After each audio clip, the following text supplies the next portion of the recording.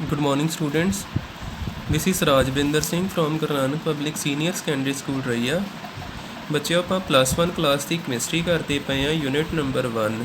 ਪਹਿਲਾ ਯੂਨਿਟ ਕਰਦੇ ਪਏ ਜਿਹਦਾ ਨਾਮ ਹੈਗਾ ਸਮ basic concept of chemistry.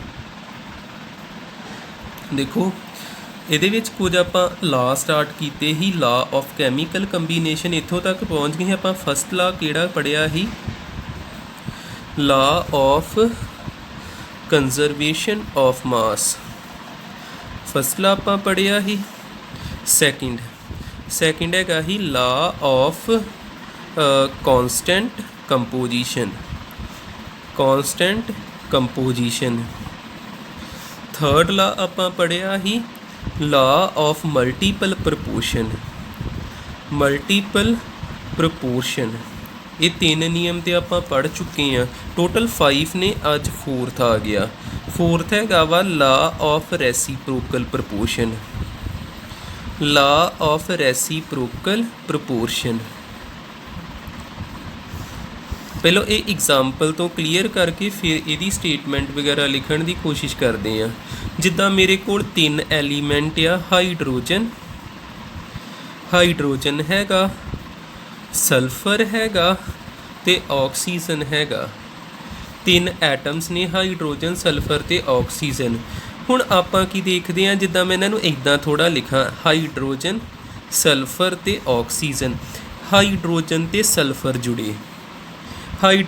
Sulphur ਜੁੜੇ ਤੇ ਇਹਨਾਂ ਨੇ ਇੱਕ ਸਬਸਟਾਂਸ ਬਣਾ ਲਿਆ H2S ਬਣਾ ਲਿਆ। ਕੰਪਾਊਂਡ ਕਹਿ ਸਕਦੇ ਇਹਨੂੰ, H2S ਬਣਾ ਲਿਆ। ਸਲਫਰ ਤੇ ਆਕਸੀਜਨ ਜੁੜੇ, ਇਹਨਾਂ ਨੇ ਬਣਾ ਲਿਆ SO2 ਬਣਾ ਲਿਆ। ਆਕਸੀਜਨ ਤੇ ਹਾਈਡਰੋਜਨ ਜੁੜੇ, ਪਤਾ ਹੀ ਆ, ਵਾਟਰ ਬਣਾ ਲਿਆ। ਠੀਕ ਹੈ, 3 ਜਾਣਿਆਂ ਨੇ ਜੁੜ ਕੇ ਕੰਪਾਊਂਡਸ ਬਣਾਏ ਨੇ। ਹੁਣ ਇੱਥੇ ਆਪਾਂ ਕੀ ਦੇਖਦੇ ਹਾਂ, ਜੇਕਰ ਮੈਂ ਗੱਲ ਕਰਾਂ H2O ਦੀ ਗੱਲ ਕਰਾਂ ਵਾਟਰ ਦੀ। ਹੁਣ ਇਹਦੇ ਵਿੱਚ ਮੈਂ ਦੇਖਦਾ ਹਾਈਡਰੋਜਨ ਕਿੰਨੇ ਗ੍ਰਾਮ ਆ? 2 ਗ੍ਰਾਮ। 1 ਜਾਣਾ 1 ਗ੍ਰਾਮ, 2 ਜਾਣਾ 2 ਗ੍ਰਾਮ। ਆਕਸੀਜਨ ਕਿੰਨੇ ਗ੍ਰਾਮ ਆ? 16 ਗ੍ਰਾਮ। ਤੇ ਇੱਥੇ ਰੇਸ਼ੋ ਕਿੰਨੀ ਆ ਜਾਂਦੀ ਆ? 1:8। ਇਹਨਾਂ ਦੀ ਰੇਸ਼ੋ ਆ ਗਈ। ਹੁਣ ਜੇਕਰ ਮੈਂ ਇੱਥੇ ਗੱਲ ਕਰਾਂ SO ਦੀ ਗੱਲ ਕਰ ਲੈਣਾ, SO2 ਦੀ ਗੱਲ ਕਰਾਂ ਤੇ ਇੱਥੇ ਆਪਾਂ ਕੀ ਦੇਖਦੇ ਹਾਂ, ਸਲਫਰ ਕਿੰਨੇ ਗ੍ਰਾਮ ਆ? ਇੱਕ ਸਲਫਰ ਆ ਤੇ ਇੱਕ ਆਕਸੀਜਨ ਹੈ ਨਾ। ਸਲਫਰ ਕਿੰਨੇ ਗ੍ਰਾਮ ਆ? 16 ਦਾ ਡਬਲ ਹੋ ਜਾਂਦਾ 32 ਗ੍ਰਾਮ। ਤੇ ਆਕਸੀਜਨ ਕਿੰਨੇ ਗ੍ਰਾਮ ਆ? 32 ਗ੍ਰਾਮ। ਕਿਉਂਕਿ ਇੱਕ ਦਾ 16 ਹੁੰਦਾ ਤੇ ਡਬਲ 32 ਹੋ ਜਾਂਦਾ। ਸੌਰੀ, ਸਲਫਰ ਇੱਥੇ ਕਿੰਨਾ ਹੋਣਾ ਵਾ? ਸਲਫਰ ਦਾ ਐਟੋਮਿਕ ਨੰਬਰ ਹੁੰਦਾ ਵਾ ਫੋਸਫੋਰਸ, ਸਲਫਰ 16। ਠੀਕ ਹੈ, ਬਿਲਕੁਲ 32 ਗ੍ਰਾਮ। ਤੇ ਆ ਕੈਂਸਲ ਹੋ ਕੇ ਕਿੰਨੀ ਰੇਸ਼ੋ ਆ ਜਾਂਦੀ? 1:1। ਇੱਧਰ ਵੀ ਰੇਸ਼ੋ ਆਪਾਂ ਵੇਖਦੇ ਕਿੰਨੀ ਆਊਗੀ H2S ਦੀ। ਇੱਥੇ ਰੇਸ਼ੋ ਆਉਣੀ ਆ, ਹਾਈਡਰੋਜਨ ਦਾ ਆ ਗਿਆ 2 ਗ੍ਰਾਮ, ਸਲਫਰ ਦਾ ਕਿੰਨਾ ਆ ਗਿਆ? 16 ਦਾ ਡਬਲ ਕਿੰਨਾ ਹੋ ਗਿਆ? 32 ਗ੍ਰਾਮ।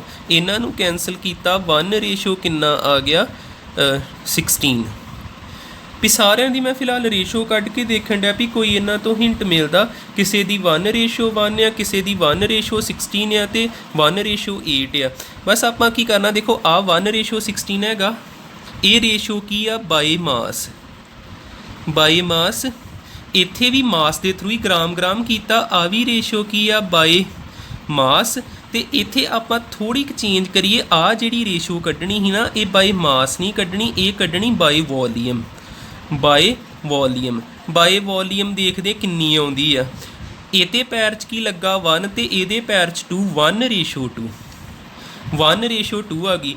ਹੁਣ ਆਪਾਂ ਦੇਖੋ ਆਪਾਂ ਇੱਥੇ ਲਿਖਣਾ ਕੀ ਆ, ਇਹਦੀ ਸਟੇਟਮੈਂਟ ਕਿੱਦਾਂ ਬਣਨੀ ਆ। ਜੇਕਰ ਸਾਨੂੰ 2 ਕੰਪਾਊਂਡ ਦੀ ਰੇਸ਼ੋ ਪਤਾ ਵਾ ਬਾਈ ਮਾਸ, ਜੇਕਰ ਸਾਨੂੰ 2 ਕੰਪਾਊਂਡ ਦੀ ਰੇਸ਼ੋ ਪਤਾ ਬਾਈ ਮਾਸ, ਤੀਜੇ compound the ratio by volume automatically ਨਿਕਲ ਜਾਂਦੀ। ਆਇਆ ਕਿੰਨਾ? 1:2। ਵੇਖਿਓ ਨਿਕਲਦਾ ਕਿੱਦਾਂ। ਹੁਣ ਇੱਥੇ ਸਾਨੂੰ ਕੀ ਪਤਾ ਵਾ? 1:16। 1:16 ਰੇਸ਼ੋ ਲਈ ਆਪਾਂ ਇਦਾਂ ਦਾ ਸੋਲੀਡਰ ਇਹਨੂੰ ਕਹੀ ਤਾਂ ਇਹ ਵੀ ਪਾ ਸਕਦੇ ਆ। ਤੇ ਦੂਜਾ ਕਿੰਨਾ 1:8 1:8। ਹੁਣ ਇੱਥੇ ਕੀ ਹੋਣਾ 16 ਹੇਠਾਂ ਆਊਗਾ 8 ਉੱਪਰ ਚਲ ਜਾਣਾ। 8 1 ਜਾਂ 8 2 ਜਾਂ 16 1/2 ਆ ਤੀਜੇ ਦੀ ਰੇਸ਼ੋ ਆਪਣੇ ਆਪ ਹੀ ਹੈਗੀ 1:2 1:2।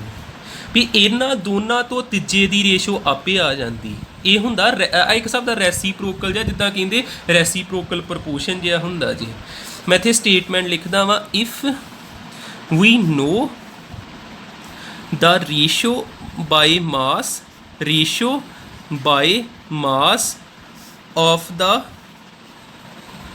given two compounds then we have ratio by volume of the third compound। ਜੇਕਰ ਸਾਨੂੰ ਪਤਾ ਵਾ ਰੇਸ਼ੋ ਦੋ ਕੰਪਾਊਂਡਾਂ ਦੀ ਬਾਈ ਮਾਸ, ਤੇ ਆਪਾਂ ਪਤਾ ਕਰ ਸਕਦੇ ਦੈਨ ਵੀ ਹੈਵ ਕਹਿੰਦੇ ਵੀ ਸਾਡੇ ਕੋਲ ਜ਼ਰੂਰ ਹੋਊਗੀ, then we must have ratio by volume of the third compound. ਫਿਰ ਇੱਥੇ ਧਿਆਨ ਨਾਲ ਸੁਣਿਓ, ਸਮਝ ਆਉਣੀ ਚਾਹੀਦੀ ਆ। ਵੇਖਿਓ ਮੈਂ ਦੁਬਾਰਾ ਦੱਸ ਦਿੰਦਾ, ਜਿੱਦਾਂ ਮੇਰੇ ਕੋਲ ਹੈਗਾ ਹੀ ਹਾਈਡਰੋਜਨ, ਸਲਫਰ ਤੇ ਆਕਸੀਜਨ, 3 ਜਾਣੇ ਹੀ। ਮੈਂ ਕੀ ਕੀਤਾ, ਹਾਈਡਰੋਜਨ ਤੇ ਸਲਫਰ ਨੂੰ ਜੋੜਿਆ, ਇੱਕ ਕੰਪਾਊਂਡ ਬਣਿਆ H2S। ਮੈਂ ਹਾਈਡਰੋਜਨ ਤੇ ਵਾਟਰ ਨੂੰ ਜੋੜਿਆ, ਮੇਰੇ ਕੋਲ ਕੰਪਾਊਂਡ ਬਣਿਆ H2O। ਹੁਣ ਇਹਨਾਂ ਦੋਨਾਂ ਦੀ ਮੈਂ ਰੇਸ਼ੋ ਕੱਢਣੀ ਬਾਈ ਮਾਸ, ਇਹਦੀ ਰੇਸ਼ੋ ਕੱਢੀ ਬਾਈ ਮਾਸ। ਜੇ ਮੈਂ ਬਾਈ ਮਾਸ ਰੇਸ਼ੋ ਕੱਢਾਂ, ਹਾਈਡਰੋਜਨ 2 ਗ੍ਰਾਮ, ਸਲਫਰ 32 ਗ੍ਰਾਮ, ਤੇ ਕਿੰਨੀ ਰੇਸ਼ੋ ਆ ਗਈ 1:16। ਜੇ ਮੈਂ ਰੇਸ਼ੋ ਕੱਢਾਂ by mass, hydrogen 2 gram, oxygen 16 gram, 1:8। ਹੁਣ ਇਹਨਾਂ ਆ ਕਿੱਦਾਂ ਜੁੜਨਗੇ, ਸਾਨੂੰ ਕੀ ਕਲਿਊ ਮਿਲੇ ਵੀ ਕਿੱਦਾਂ ਪਤਾ ਲੱਗੇ ਵੀ ਇਹ SO2 ਆ SO3 ਵਾ ਕਿਹੜੀ ਚੀਜ਼ ਆ, ਸਾਨੂੰ ਕਿੱਦਾਂ ਪਤਾ ਲੱਗੇ ਕਿੱਦਾਂ ਜੋੜਨੀ। ਜੇ ਆਹ ਦੋ ਜੁੜੇ ਆ ਤੇ ਇਹਨਾਂ ਦੇ ਪੈਰ 'ਚ ਕੀ ਲੱਗਣਾ 1 2 ਲੱਗਣਾ 1 3 ਲੱਗਣਾ, ਕਿੱਦਾਂ ਪਤਾ ਲੱਗਦਾ, ਆਪਾਂ ਇਹਨੂੰ ਤੇ ਇਹਨੂੰ ਡਿਵਾਈਡ ਕਰਨਾ 1/16 ਨੂੰ 1/8 ਨਾਲ, 8 1 ਜਾਂ 8 2 ਜਾਂ 16 2 ਹੇਠਾਂ ਆ ਗਿਆ। ਇਹ ਕਿੱਦਾਂ ਰੇਸ਼ੋ ਇਹਨਾਂ ਦੀ ਹੋਣੀ 1:2 ਫਿਰ ਆੜੀ ਚੀਜ਼ ਆਉਣੀ, ਨਾ ਕਿ ਆੜੀ ਚੀਜ਼ ਆਉਣੀ। ਮੇਰੇ ਖਿਆਲ ਨਾਲ ਕਲੀਅਰ ਹੋ ਜਾਣਾ ਚਾਹੀਦਾ ਵਾ ਵੀ ਸਾਨੂੰ ਜੇ 2 ਜਾਣਿਆਂ ਦੀ ਬਾਈ ਮਾਸ ਪਤਾ ਤੇ ਤੀਜੇ ਜਾਣੇ ਦੀ ਬਾਈ ਵੋਲੀਅਮ ਸਾਨੂੰ ਆਪਣੇ ਆਪ ਹੀ ਪਤਾ ਲੱਗ ਜਾਂਦੀ ਵੀ ਉਹ ਕਿੱਦਾਂ ਆਉਣਗੇ। ਤੇ ਆਹ ਜਿਹੜੀ 'ਚ ਆਪਾਂ ਡਿਵੀਜ਼ਨ ਜੀ ਕਰਦੇ, ਇੱਥੇ ਰੈਸੀਪ੍ਰੋਕਲ ਵਰਡ ਜਿਹਾ ਵਰਤਿਆ। ਰੈਸੀਪ੍ਰੋਕਲ ਤੇ ਚਲੋ ਆਪਾਂ ਕਹਿੰਦੇ ਨਹੀਂ, ਜੇ 2 ਤੇ ਉਹਦਾ ਰੈਸੀਪ੍ਰੋਕਲ 1/2 ਹੁੰਦਾ, ਵੀ ਮੈਥੇਮੈਟੀਕਲ 'ਚ ਇੱਦਾਂ ਜੇ ਹੁੰਦਾ, ਤੇ ਇੱਥੇ ਆਹ ਚੀਜ਼ ਡਿਵੀਜ਼ਨ ਜਿਹਾ ਕਰਕੇ ਰੇਸ਼ੋ ਕੱਢੀ ਆ। ਤੇ ਸਟੇਟਮੈਂਟ ਇਹਦੀ ਕੀ ਆ, ਜੇਕਰ ਸਾਨੂੰ 2 ਜਾਣਿਆਂ ਦੀ ਰੇਸ਼ੋ ਪਤਾ ਵਾ ਬਾਈ ਮਾਸ, ਤੇ ਆਪਾਂ ਨੂੰ ਆਟੋਮੈਟਿਕਲੀ ਪਤਾ ਲੱਗ ਜਾਣੀ ਤੀਜੇ ਦੀ ਬਾਈ ਵੋਲੀਅਮ। ਤੇ ਇੱਦਾਂ ਹੀ ਤੁਸੀਂ ਲਿਖ ਲਿਓ, ਮੈਂ ਨੋਟਸ ਵਿੱਚ ਸਟੇਟਮੈਂਟ ਨਹੀਂ ਲਿਖੀ, ਇੱਦਾਂ ਲਿਖ ਲਿਓ, if we know the ratio by mass of the given 2 element then we must have the ratio of the third compound, given 2 compound ਤੇ ਥਰਡ ਕੰਪਾਊਂਡ। ਠੀਕ ਹੈ, ਥੈਂਕ ਯੂ ਜੀ।